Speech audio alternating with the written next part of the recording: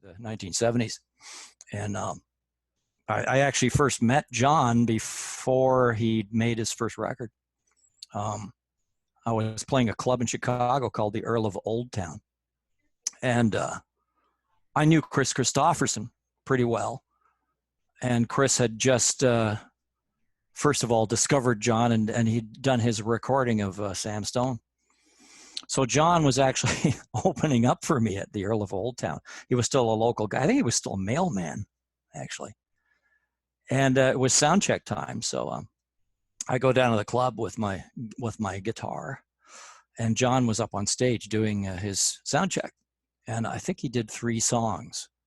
And they were like Sam Stone, Hello in There, and Donald and Lydia. And all I wanted to do was pack up my guitar and slink out the back door. So that's how I met John. But we hung out a lot at festivals, and his manager and my manager were good friends. His manager was a guy named Al Bonetta. So it was a really tight circle of clubs and, you know, concerts and festivals and stuff. We used to run into each other quite a lot. Yeah. He was a pretty major talent, wasn't he? John, in my humble opinion, is one of, I think, the 2 greatest songwriters that the United States of America has ever produced. And I list him and Loudon Wainwright III as those 2, because they're both really offside and really brilliant. They're both savants in their own way.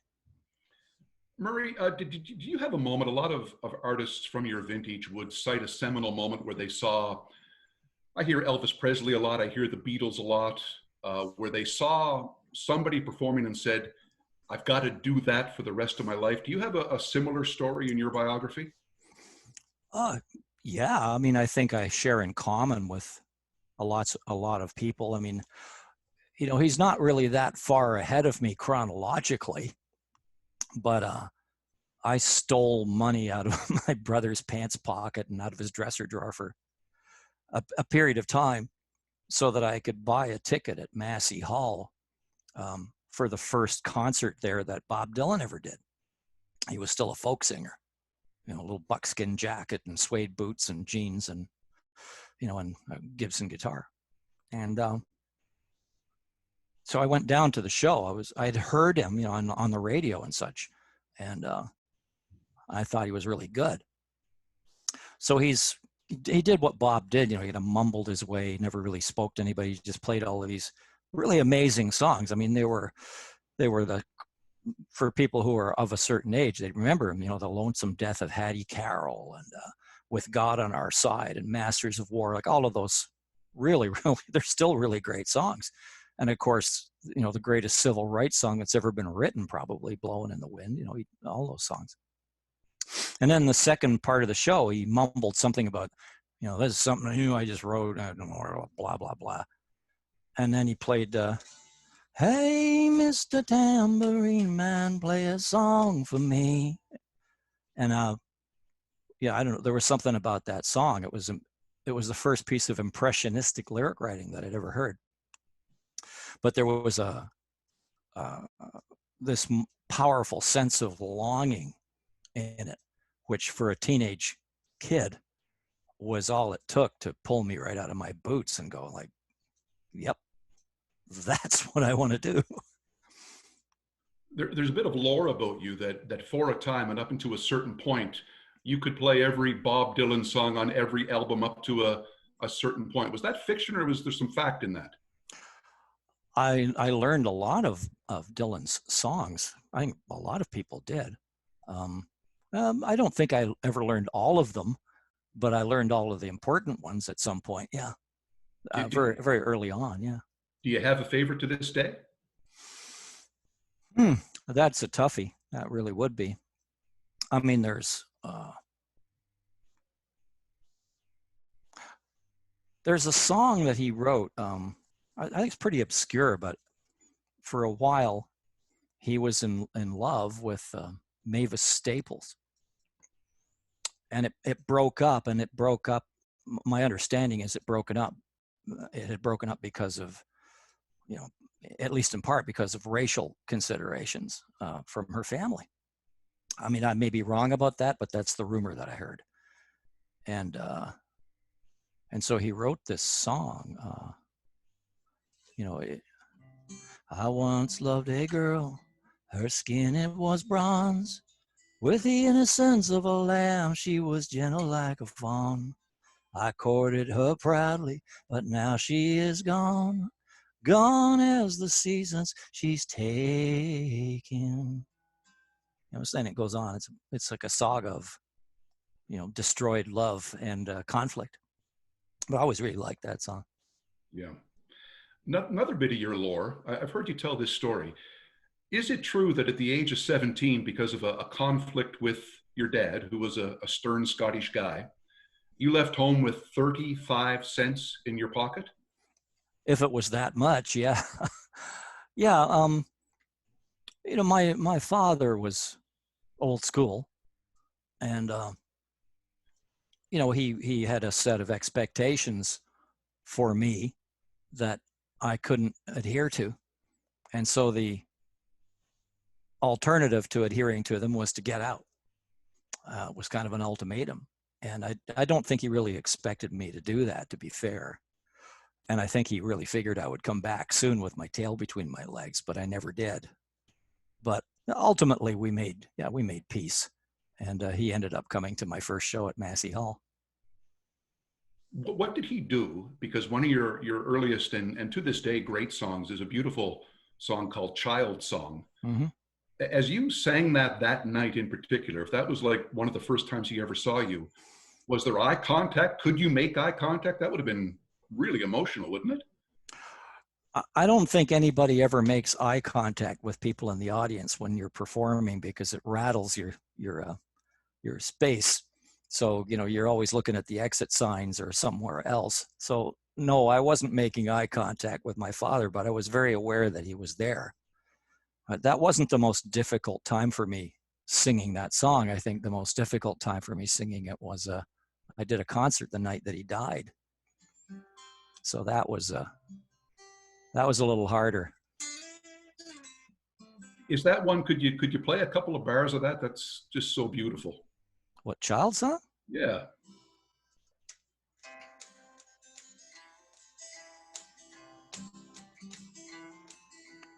Goodbye, Mama. Goodbye to you too, Pa. Little sister, you'll have to wait a while to come along. Goodbye to this house and all its memories. We all just got too old to say we're wrong. I got to make one last trip to my bedroom. I guess I'll have to leave some stuff behind. Funny how the same old crooked pictures just don't look the same to me tonight.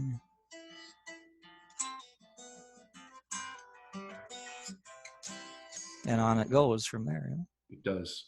The beautiful thing about that, and this is, I think, symbolic of your work, is you can see stuff going on in that.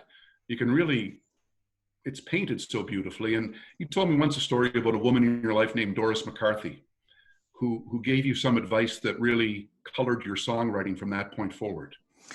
Doris was very important in my life times two, because she, as happens with, you know, certainly other people that I've talked to who have really important teachers at some point in their life that really inspire you. I had a few. By that I mean 3, and Doris was one of them.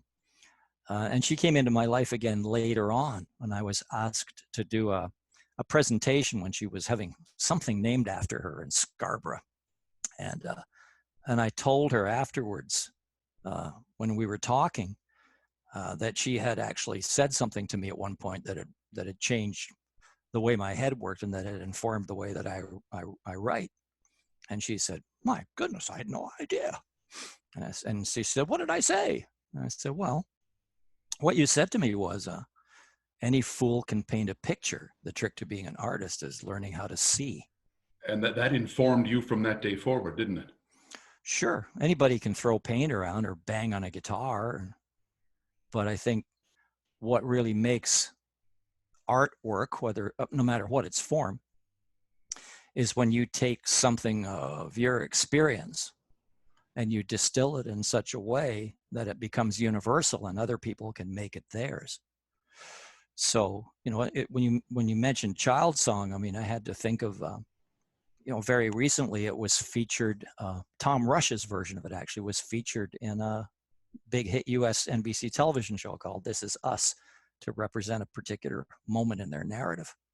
So these things, they get around, and, you know, certainly it's songs I've always adhered to me because they mean something. And I think that's why they stick to other people as well.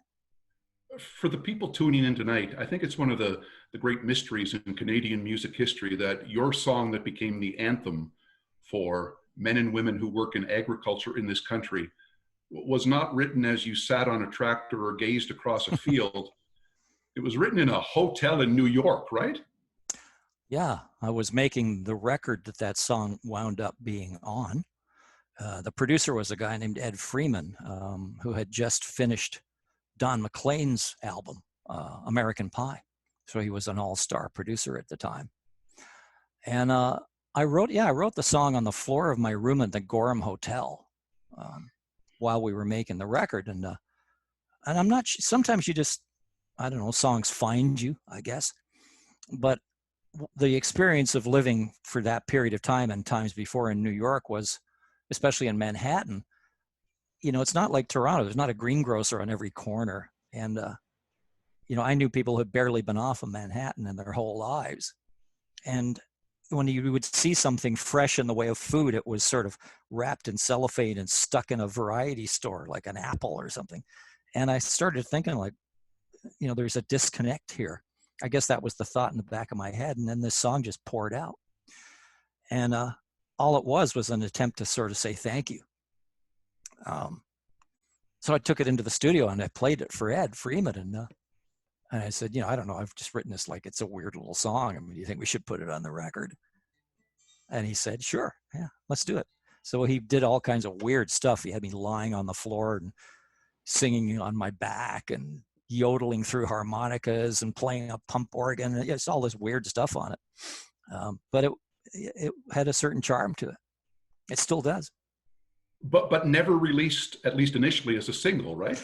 It was the B side of a single that was released, and the A side was some abysmal song. I think it was called "Lose We" or something. But Farmer Song was the B side of a 45, and there was a disc jockey on a radio station in the Ottawa Valley named Ted Daigle, who just played it, just happened to play it, and went, well, I really like this, so he played it on the air. And it was like the old pinball effect, like people called in and he played it some more people called in, and then another station picked it up, and then another one, and another one, another one.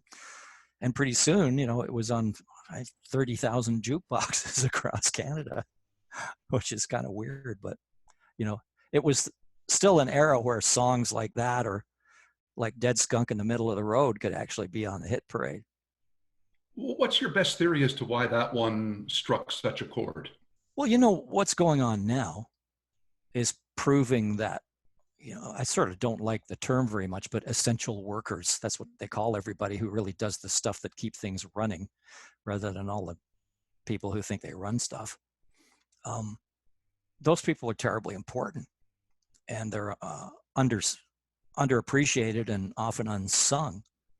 And I think that the fact that somebody actually wrote a song and it was on the radio and it was about them really caught people's attention. Like, you know, I'm not blowing my own horn here, but I was the first guy to write songs about, you know, being in Toronto. You know, thank you very much, Drake, but I got there first. Is Farmer Song, you seem to get great joy still in playing that. And it's got, you talk about being able to see, mopping a face like a shoe. What a beautiful metaphor for that leathered, worn old face. Would you mind doing a verse of that for the folks on the call tonight? Well, interestingly enough, when I got to that line, I did it on the Ralph Emery show in Nashville years ago. And that Ralph Emery fixated on that line. He said, what does that mean, mopping his face like a shoe? What is that supposed to be? I said, well, it's a simile, Ralph. And he got this really blank look on his face. And then, and I said, like the opposite, or, similar to a metaphor, but it's a simile. And then I could hear people in the audience, turning the pages on their thesauruses. It was an interesting experience. Yeah. But, it's a song that says thank you. So, that's why I still sing it, because I think that's important. Yeah, so, would you mind a snippet? Just a little snippet? Sure. Dusty old farmer out working your field, hanging down over your tractor wheel. The sun beating down turned the red paint to orange and rusty old patches of steel. There's no farmer songs on the car radio, just cowboys, truck drivers, and pain. Well, this is my way to say thanks for the meal, and I hope there's no shortage of rain. So, that's the shout out. How many farmers have come up to you through the years and said, "Can I shake your hand?" Not just the farmers, their kids, their grandparents, kids thanking me on behalf of their parents or their grandparents. A lot of people come up, and sometimes their dad or their grandpa passed away, and they want to share the fact that he was a farmer. And, I've sung it on flatbed trucks, on dairy farms for collections of farmers. I did it. One of the best times I ever did it was on another flatbed truck. But I was doing a relief for the folks up in the area around Tottenham.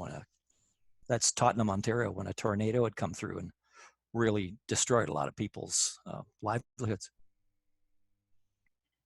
Can you do a concert without doing that song, realistically? I wouldn't want to, I don't think. It's it's an important song to me, and I do it both in the concerts that I perform and also in the concerts that I perform with Lunch at Allen's.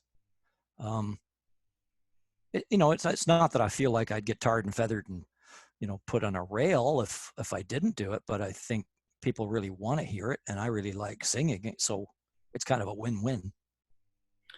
Got a question here from somebody on our party tonight, Murray. What do you think the future of concerts is? It's a little misty and murky right now, obviously, but what's going to happen, do you think? With respect to the coronavirus, I assume they mean, right? Like getting back to it and enjoying it again. If I could read the tea leaves, I'd be a millionaire. But here's what I think: we had to cancel, as you know, because you had tickets for some folks. We had to cancel the whole Lunch at Allen's tour of Eastern Canada, like all of the nice big theaters out there, because the theaters have shut down. I think eventually it'll be in stages that they will probably start, as the National Ballet has suggested, they'll open up and they'll start doing performances again, but they'll only allow half houses so that people can sit apart from each other. And then I think there's also a sociological thing. It's like after a big airplane crash, people don't want to get on an airplane for a while.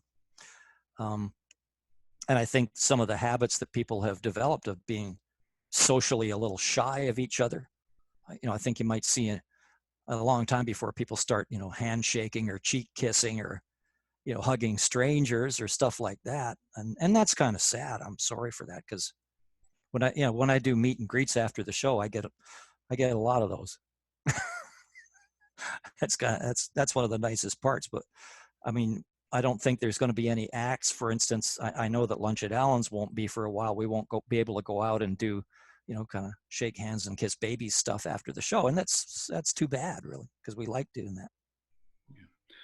A message that I thought our group would like to hear tonight. I love the story on how you wrote one of your most beautiful songs, Whispering Rain, which is this beautiful piece of poetry that's set to a lovely flowing melody, and happened because you were in a hot rod car on a long drive.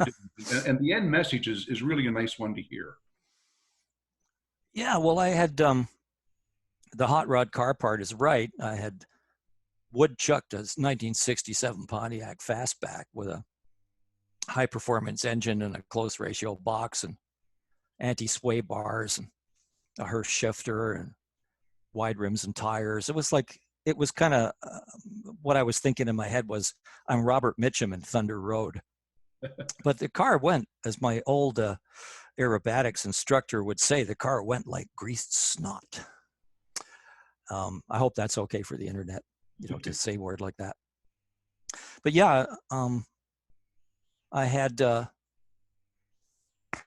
rather like a rough year. I had done an album called Hard Rock Town, and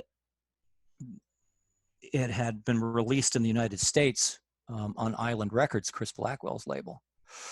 And just as we were at the point of launching the record in the US, I was playing, the bottom line and all that stuff. Chris Blackwell decided to shut down his label, so we were suddenly orphaned.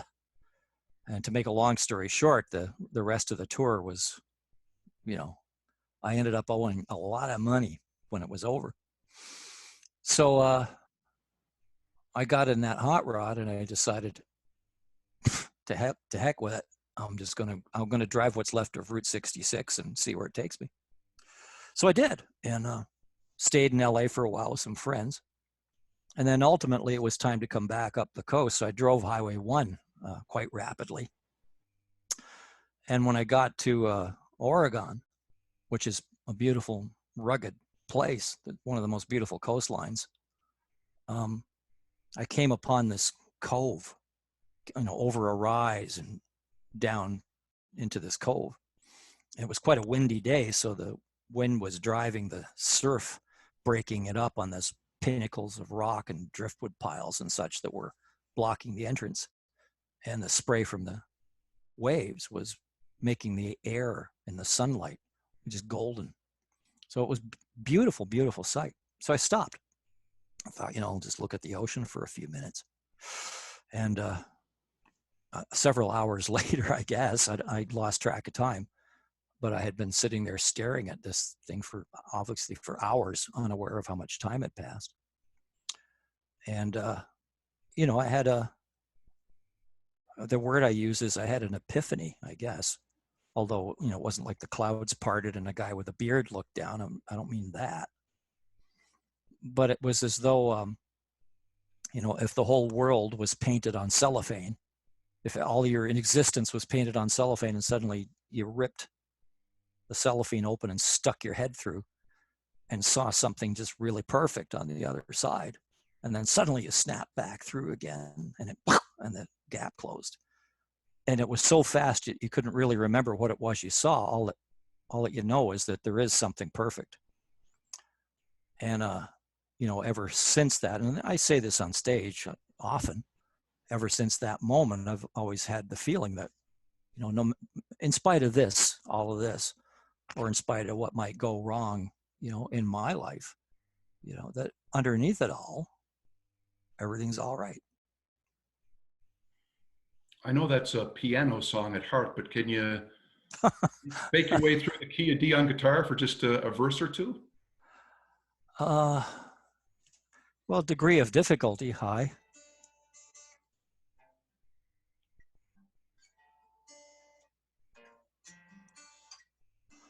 I'll just try a chorus or something, but yeah, it went to.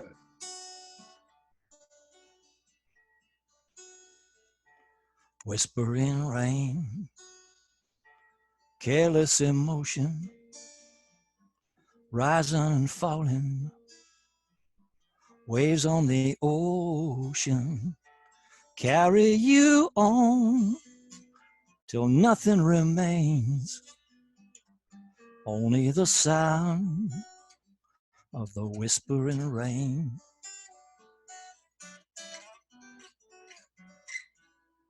So that was supposed to be a G sus.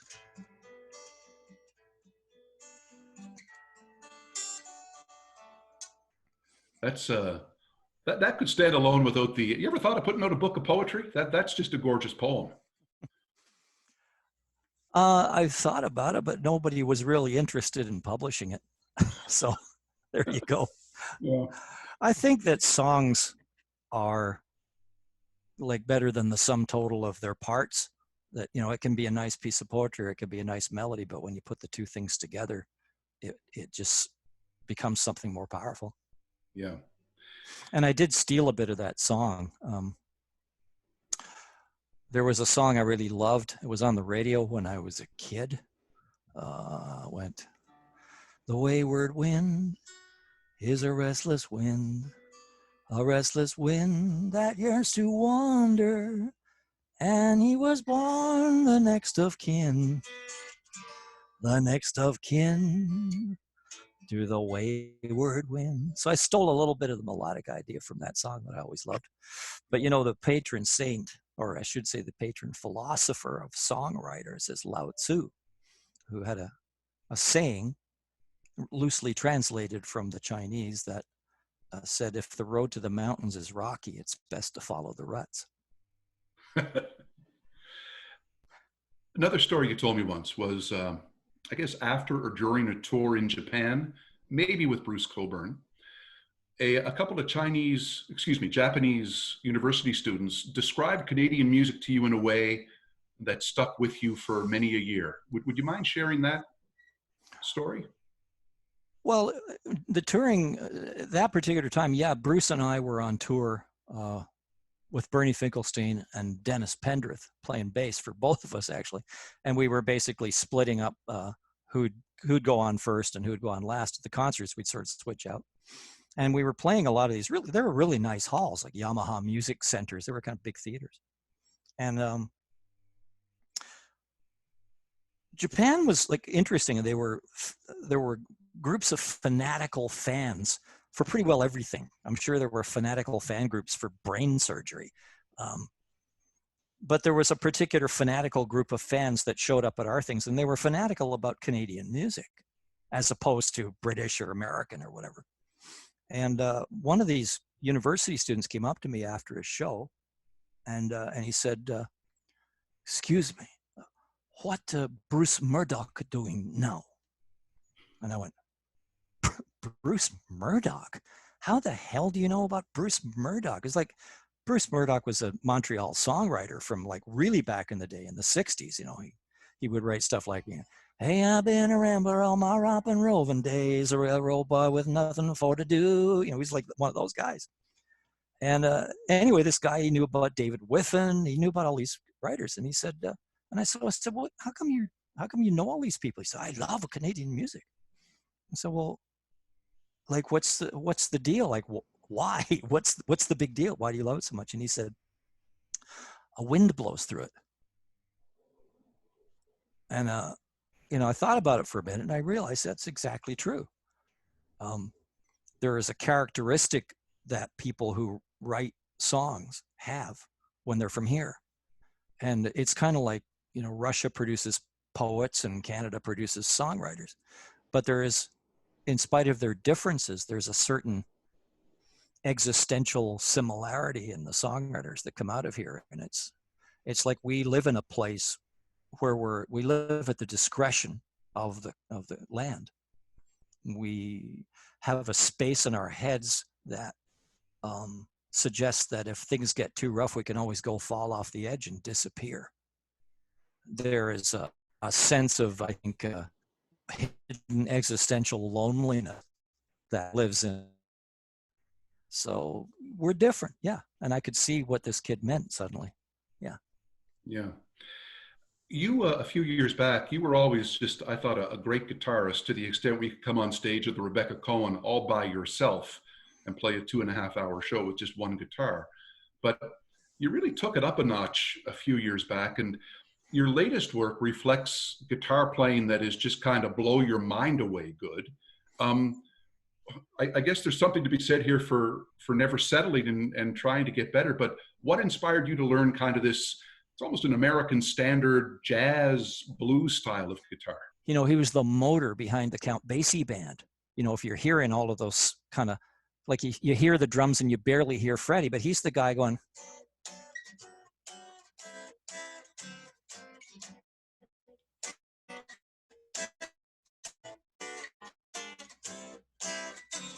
That guy, right? So he's like, you know, the drums are with him and he's with the drums, he's in the rhythm section. But, you know, if you're really listening hard, you can hear him. But I wanted to learn all those chords that Freddie Green could play so I could play those kinds of songs. And my dear friend, who's my bass accompanist at this point in time, Victor Bateman, said, well, you should check out these things. They're called shell voicings, and they're an entry level to being able to play jazz voicings. So I looked into it and started to understand, yeah, they're basically based on major sevenths, like 3 notes of a major seventh. Yeah, okay, got that. And then you can add to it, like you can make it a seventh, or you can add to it, make it nines. You can do all kinds of stuff with them. And then I started being able to realize that this was such an easier way of playing than folk stylings or rock stylings. That, I'll give you an example, like these beautiful modulations that were built into some of those old songs. Like you get, hey there, you were the stars in your eyes. Love never made a fool of you. You used to be too wise. Then you're down here. Hey there, you on that high-flying cloud. Though she won't throw a crumb to you, you think someday she'll come to you. And then you're back in a different key again, right? And they're just so beautiful. The sound of them is so beautiful. And so I obviously started writing and working up some songs that I already had in that vein. And of course, having the time to do the study, I did a lot of it while I was in Italy in 2013, just living there. And I had a lot of time to play the guitar, and I really fell in love with the way it sounded. I'd be sitting out there in the little pergola overlooking the valley of the Arno, just going.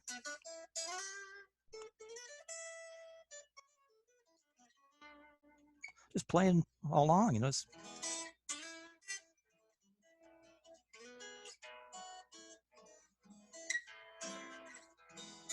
it just sounded really beautiful. So I kind of fell in love with the guitar and a lot less with the piano. Now the piano feels like typing and the guitar feels like playing. Yeah. You, with that guitar, could you do a little bit of a song I love called The Second Half of Life? Whoa. Because I know you normally do that on piano, don't you? No. I haven't done it in a while.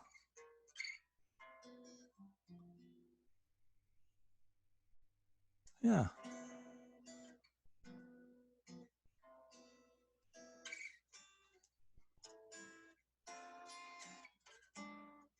I don't know if I can, to tell you the truth. I'd have to probably chart it, but it's a really nice song. I know what you mean. Yeah. Well, what about something in that vein, though, with that sort of the chords you just mentioned, something from maybe your latest album? Yeah, I did actually. Cliches become cliches because they're true. When you get older, you get wiser, man. That's what becomes of you. Fuck.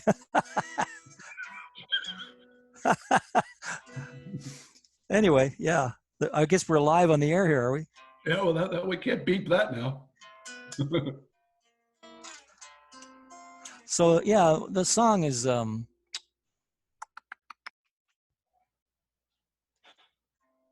that was the opening, actually, to... that was the second half of life. It was, yeah. Cliches become cliches because they're true, yeah. You get wise, that's what becomes... That's what becomes of you. You subdue the heat of passion with a little self-restraint. You don't go seeking trouble, though you still might be no saint. That's the intro, right? The second half of life is where the... Yeah, anyway, that's the idea. Do you believe that? I'm sorry to flunk out on you there, but I just couldn't remember it. Listen, we're asking a lot here tonight. Do you believe that, by the way, that the second half of life is where the fun begins? I'm not sure. I haven't got there yet. Good for you. Well played. I'm really not, I'm really not a huge fan of the idea of chronologically measuring things or developing age-related silos where, you know, there's a generation X or a generation Y or a whatever. It's just, it's stupid.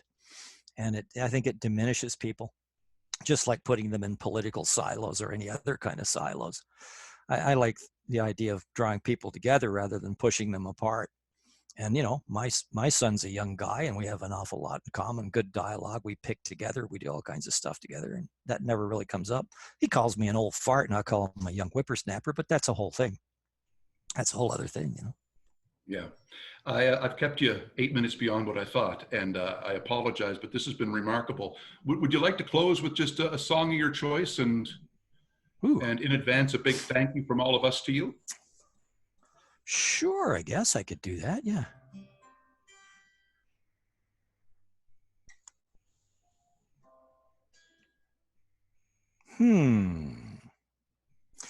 People in their prime can hit the sack and still be active.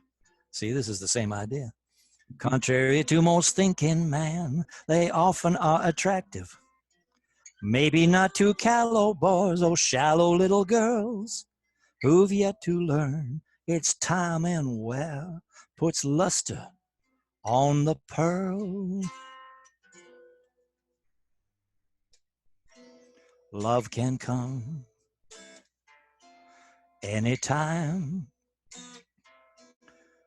at 17 or 99, while your heart's still beating and the sun keeps shining. Love just can't tell time. Look at that moon smiling while it shines. Ain't changed much since 29, and you're still just a sucker for that same old line. Love just can't tell time. Love's a risky business. You're old enough for it. Not many ways. Closed chapter, verse, and letter. Then love comes sneaking up on you. You'd have thought that you'd know better. But just look at that moon. Sure looks fine. Just like it did in days of old lang syne, and you're still just a sucker for that same old line. Love just can't tell time. Love just can't tell time.